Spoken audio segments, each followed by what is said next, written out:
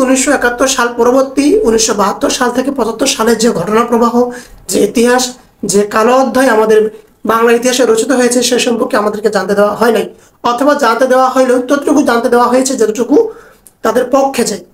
সে কালো ইতিহাসকে আমাদের সামনে সাবলীল ভাষায় ফুটিয়ে তুলেছেন পিনাকি ভট্টাচার্য তার স্বাধীনতা উত্তর বাংলাদেশ নামক বইটিতে। স্বাধীনতা উত্তর বাংলাদেশ বইটি লিখতে গিয়ে তিনি যে সকল বইয়ের রেফারেন্স নিয়েছেন সে সকল বই মোটামুটি সবগুলো অথেন্টিক। এবং এই স্বাধীনতা উত্তর বাংলাদেশ বইটিতে তিনি 1971 সালের 16 ডিসেম্বর থেকে শুরু করে 1975 সালের 15 আগস্ট পর্যন্ত ঘটনাগুলো একটা ধারাবাহিক প্রক্রিয়া তিনি ব্যাখ্যা করেছেন। স্বাধীনতা পরবর্তী সময় থেকে শুরু করে এই পর্যন্ত বাংলার ইতিহাসে অন্যতম দুটি গুরুত্বপূর্ণ সমস্যা হচ্ছে, একটা হলো ফারাক্কাবাদ নিয়ে সমস্যা, আর দ্বিতীয়টা হলো পাহাড়িদের নিয়ে সমস্যা। এই ফারাক্কাবাদের সমস্যা বঙ্গবন্ধু শেখ মুজিবুর শাসন আমলে কিভাবে তৈরি হয়েছিল এবং পাহাড়িদের নিয়ে সমস্যা কি করে হয়েছিল সেটা এই বই সুন্দরভাবে তিনি ফুটিয়ে তুলেছেন। পরবর্তী সময়ে বাংলাদেশের যদি রাজনৈতিক প্রেক্ষাপট দেখি তাহলে ইতিহাসে দুইটা দলকে বেশি সামনে পাই, একটা হচ্ছে আওয়ামী লীগ, দ্বিতীয়টা হচ্ছে বাম শাসনধারা কিছু দল, যেমন জাসদ, বাসদ, এগুলো। জাসদের উপর মুজিবের শাসন আমলে কি কি অত্যাচার হয়েছিল, কিরকম দুর্বিষহ নির্যাতনের মধ্যে দিয়ে জাসদ নেতারা দিনকাল পার করেছিলেন সেই ইতিহাস সুন্দরভাবে ফুটে তুলেছেন। আমরা অনেকে একটা কমন ডায়লগ শুনে থাকি যে বঙ্গবন্ধু নাকি বলেছিলেন আজ কথাই সিরাজ শিকদার। আসলে এই সিরাজ শিকদার কে ছিলেন, তারপরে ওনার রাজনৈতিক ইতিহাস কি, ওনার রাজনৈতিক জীবনের প্রেক্ষাপট কি ছিল বাংলার ইতিহাসে, সকল তথ্য সুন্দর করে তুলে ধরেছেন। এবং এখানে একটা কথা ইনক্লুড করা দরকার যে লেখক এখানে সুন্দর করে ফুটিয়ে তুলেছেন যে বাংলাদেশে প্রথম রাষ্ট্রীয়ভাবে কি করে বেআইনিভাবে হত্যা করা যায়, অর্থাৎ ক্রস ফায়ারিং এর নাটক করে সিরাজ শিকদারকে হত্যা করা যায়, তার প্রেক্ষাপট এই মুজিব শাসন আমলে তৈরি হয়েছিল। একজন উপন্যাসিকের নাম খুব ভালোভাবে জানি, তিনি হচ্ছেন জহির রায়হান। এই জহির রায়হান এমন কিছু তথ্য নথি তৈরি করেছিলেন যেটা বাংলাদেশের বুদ্ধিজীবী হত্যা নিয়ে গুরুত্বপূর্ণ তথ্য বহন করে। এই শেখ মুজিব ভারতীয় শাসন আমলের চক্রান্তে পড়ে গিয়ে এই জহির রায়হানকে গুম করে এবং গুম পরবর্তী সময়ে কি করেছেন তার ইতিহাস আমরা এখন পর্যন্ত জানি না, সেই ইতিহাসও ওই লেখক বই সুন্দরভাবে তুলে ধরেছেন। এবার আসি আমরা বাকশাল নিয়ে। বঙ্গবন্ধুকে সবচেয়ে বেশি সমালোচনা করা হয় বাকশাল নিয়ে। কোন পরিস্থিতিতে এবং কি কারণে তিনি বাকশাল তৈরি করেছিলেন সেই সম্পর্কে বিশদ একটা এবং স্বচ্ছ ধারণা এই বই তিনি তুলে ধরেছেন।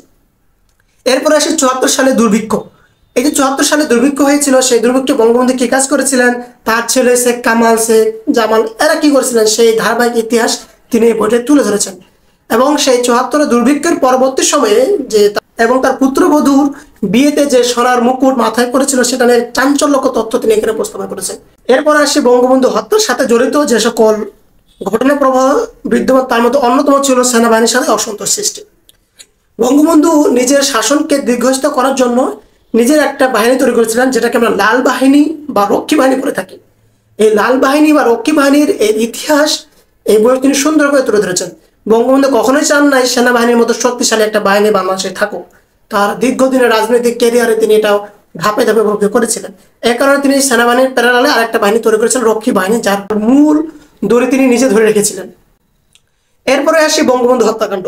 বঙ্গবন্ধু হত্যাকাণ্ডের সাথে পিনাকি ভট্টাচার্য সেনাবাহিনীকে সরাসরি জড়িত করেছেন এবং অন্যান্য রাজনৈতিক ব্যক্তিবর্গ এখান থেকে তিনি মুক্তি দিয়েছেন। এখানে কিছুটা মনে হয়েছে যে তিনি ইতিহাসে পক্ষপাতিত্ব করেছেন। আচ্ছা, বইটি কি পড়ে আমার কাছে কেমন মনে হয়েছে বা বইটি রেটিং সম্পর্কে কি দিব? যদি ইতিহাস আশ্রিত দিক দিয়ে গ্রন্থটি বলতে যাই তাহলে রেটিং দিব 10/9।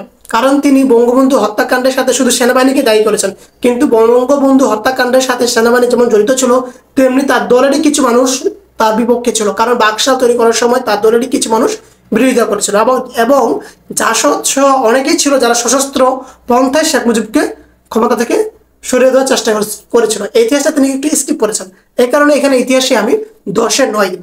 এরপর আসি নিরপেক্ষতার দিক দিয়ে। নিরপেক্ষতার দিক দিয়ে রেটিং দিব 10/10। কারণ এই বইটিকে তিনি রচনা করতে গিয়ে কোনো ইতিহাসে কাটছাট করেছেন বলে খুব একটা মনে হয় না। তিনি শেখ কামাল সম্পর্কে যে গুজব ছিল সেগুলোকে ক্লিয়ার করেছেন। শহীদ প্রেসিডেন্ট জিয়াউর রহমান সম্পর্কে কোনো অতিরিক্ত তথ্য বা তাকে প্রশংসামূলক কোনো কথা তিনি লেখেন নাই। 71 জামাতের ভূমিকা নিয়ে সুন্দরভাবে ব্রিফ করেছেন। এরপর আসি স্টোরি বলার ক্ষেত্রে। স্টোরি লেখার ক্ষেত্রে বা তার লেখা চয়ন, শব্দ চয়ন, প্রয়োগ এবং চিত্র সংযোজন প্রত্যেকটা দিকে যদি খেয়াল করে দেখি তাহলে রেটিং দিব 10/10। ওভারঅল বইটিকে রেটিং দিতে চাইলে আমি বইটিকে রেটিং দিব 10/9। কারণ এখানে যে এমন তথ্যগুলো তিনি উপস্থাপন করেছেন যেগুলো আমাদের জানা দরকার এবং কিছু তথ্য তিনি কাটছাট করেছেন, বিশেষ করে বঙ্গবন্ধু হত্যার সাথে জড়িত থাকা ব্যক্তিদের এবং তার সাথে জড়িত অন্যান্য যে ব্যক্তি ছিল তাদের মধ্যে কিছু ইতিহাস কাটছাট হয়েছে। তাহলে এই বইটা আমাদের কাদের পড়া উচিত? আমরা যারা নতুন প্রজন্ম, যারা আমরা হাসিনা শাসনামল দেখে ছোট থেকে দেখে বড় হয়েছি, আমরা আমার চোখের সামনে হাসিনাকে ফেসিস্ট হতে দেখেছি, কিন্তু হাসিনার চেয়ে বড় ফেসিস্ট ছিলেন তার পিতা বঙ্গবন্ধু শেখ মুজিবুর রহমান। তিনি বাকশাল কায়েম করার মাধ্যমে গণতন্ত্রের কবর রচনা করে দিয়ে এক নায়কতন্ত্র তৈরি করেছিলেন। এই ইতিহাস জানার জন্য এবং তার সাথে তার মেয়ে কম্পেয়ার করার জন্য অন্তত হলো আমাদের বইটা পড়া উচিত।